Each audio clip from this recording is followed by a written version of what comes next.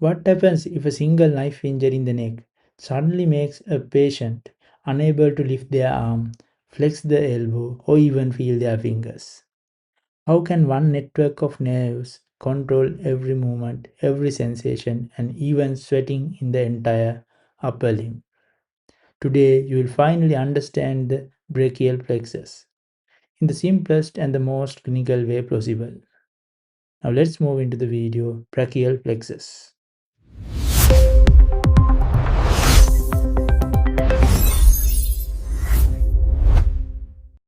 The brachial plexus is the master nerve network of the upper limb.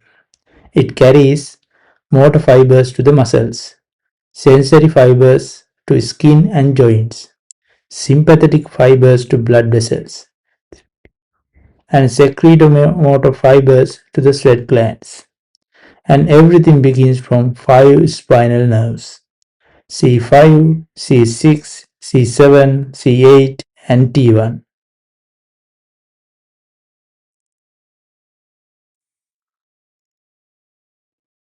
The brachial plexus is built in five levels: roots, trunks, divisions, chords, branches. Oh, remember this. Randy Travis drinks cold beer. Roots, Randy, trunks, Travis, divisions, drinks, chords, cold, branches, beer.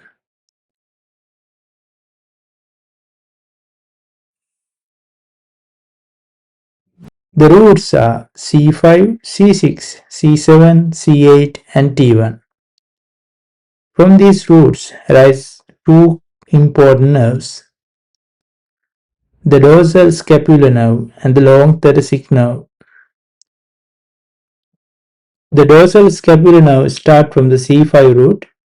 The long thoracic nerve start from C5, C6 and C7 roots. The long thoracic nerve supplies the serratus anterior, and if this nerve is injured, you get the famous winged scapula.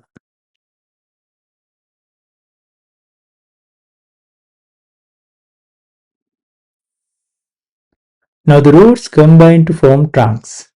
C5 and C6 form the upper trunk.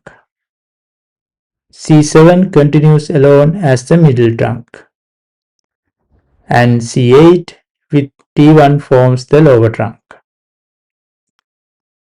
The upper trunk gives two important branches: the nerve to subclavius and the suprascapular nerve.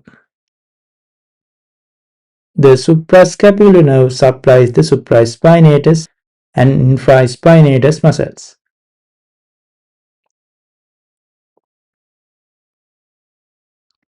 Each trunk now split into an anterior division and posterior division.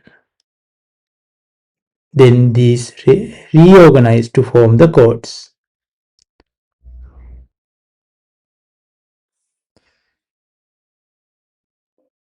The chords are named according to their relationship to the axillary artery. Lateral chord. It is lateral to the axillary artery. Posterior chord. Posterior to the axillary artery. Medial chord. Medial to the axillary artery. The relationship is extremely important in surgery and trauma. The lateral chord gives the lateral pectoral nerve, musculocutaneous nerve, and the lateral root of the median nerve.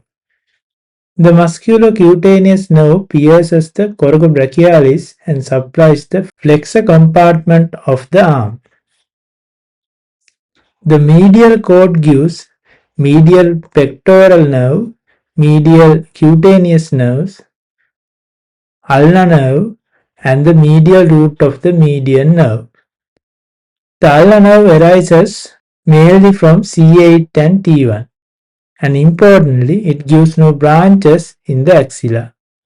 The posterior chord gives upper subscapular nerve, lower subscapular nerve, thoracodorsal nerve, axillary nerve, and the radial nerve. The thoracodorsal nerve supplies latissimus dorsi. The axillary nerve passes through the quadrangular space, and the radial nerve It is the largest branch of the brachial plexus. So clinically, an upper trunk injury can affect shoulder abduction and elbow flexion.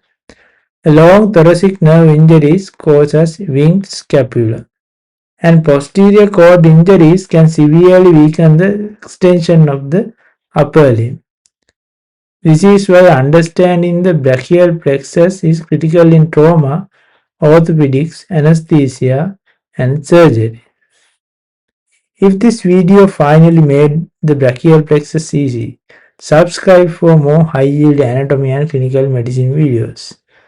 And comment below, which nerve injury do you want next?